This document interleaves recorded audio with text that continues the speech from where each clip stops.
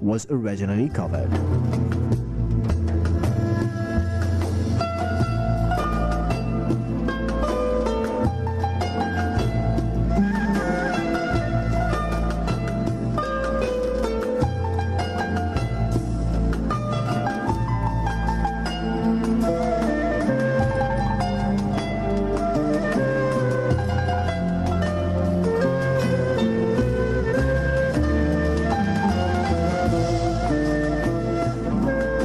The passage entrance is crowned with a beautiful keel arch niche of the carved stone with a foundation inscription of the Naskh script in the center. Flues radiate from the decoration outward, evolving into a frame of stalactites on the border of the niche. Flanking this large central niche are two somewhat smaller recesses that also have fluted hoods with a rectangular frame with the stalactite cresting.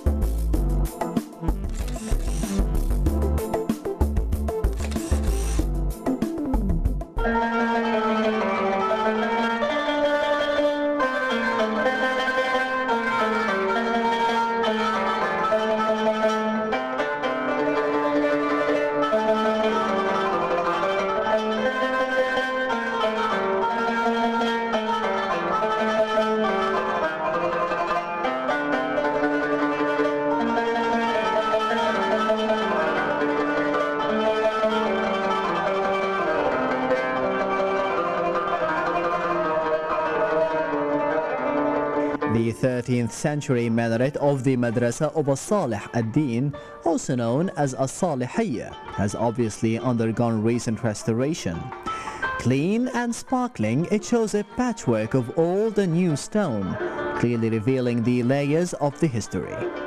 Missing areas of the decoration have been left missing, and yet the overall effect is one of a building that is well cared for. Madrasa of As-Salih Najmuddin Ayyub, also known as Al-Madrasa As-Salihiyya.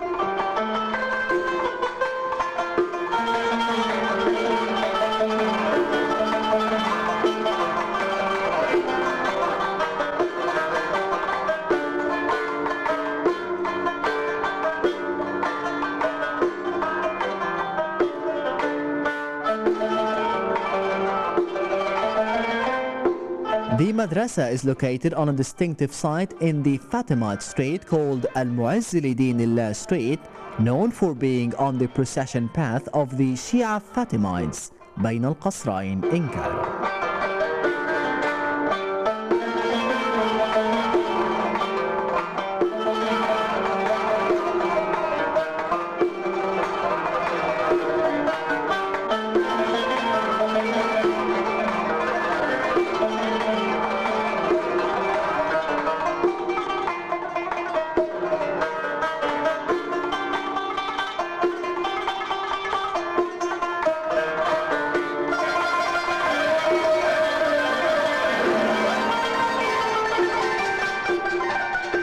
Well, we are now inside the mausoleum of As-Salih Najmuddin Ayyub, and we can see just in the middle of this square floor mausoleum the cenotaph of the Sultan, which was built by Shagar al-Durr, his wife, during the middle of the 13th century.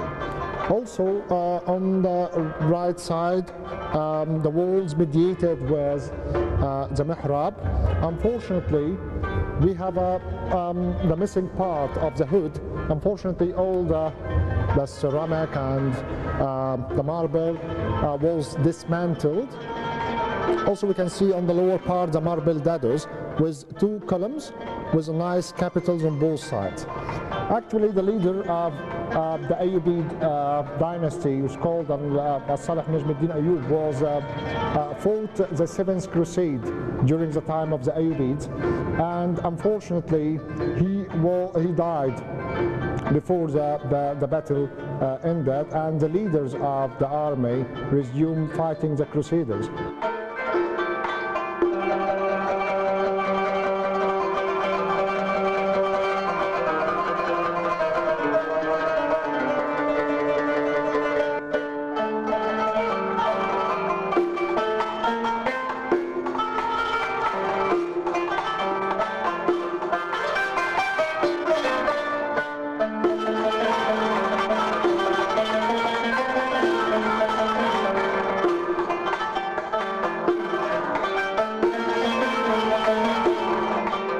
Louis, the King of France, was arrested by the leaders of the Egyptian army, probably by Baybars himself, and Shagar ad-Dur, his wife, built this mausoleum for him after his death. After the end of the Seventh Crusade, the Sultan was buried in this mausoleum, and it was very close to the school that was built behind the mausoleum. On the walls we can see a wide band of Quranic verse in Sulus script, mentioning some holy verses and some titles and names of the Sultan. Unfortunately, the pavement of the mausoleum disappeared, and the recent pavement was replaced by the Committee of Preserving Arab Monuments.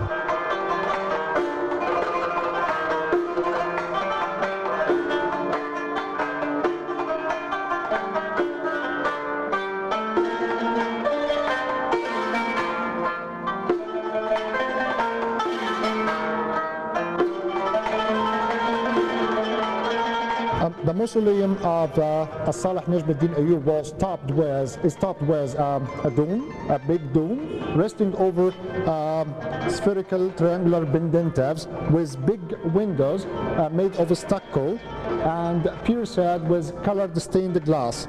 This is to enlighten the mausoleum with different colors during day and night. This window is known as the moonlit and the sunlit. On the upper part of the dome, we can see rows of windows, also to enlighten the mausoleum. Underneath, we can see a band of Kufic script. It's called the plated Kufic, mentioning the names and the titles of the Sultan, Salih Najmuddin Ayyub. The windows on the right side, it's open to the school of Salih, which was built during his time. This is the first school to have 4 Iwans for teaching the 4 sects of Islam, the 4 schools of Islam. Unfortunately, the school is hardly ruined at the moment, and we can see some remaining parts our next stop. Also from the madrasa, we will see the minaret of the madrasa, which fortunately still survived and in a good state of preservation.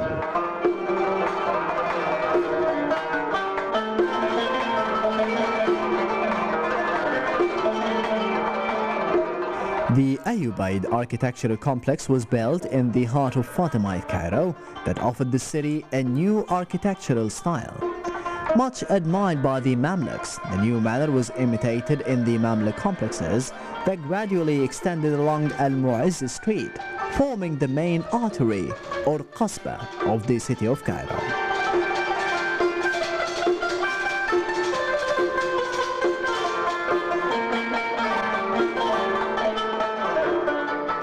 Today, all the buildings that house these schools have been obliterated and nothing remains of them except the ruins of 2.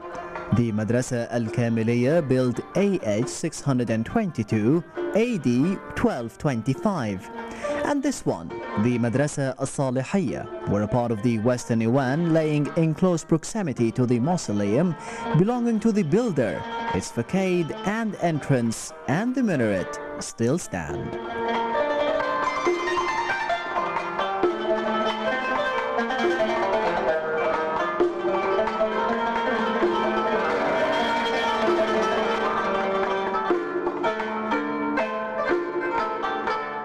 This brings us to the end of Treasures for this week. Wait for us next week with a different place and a different story. And until we meet again, it's goodbye.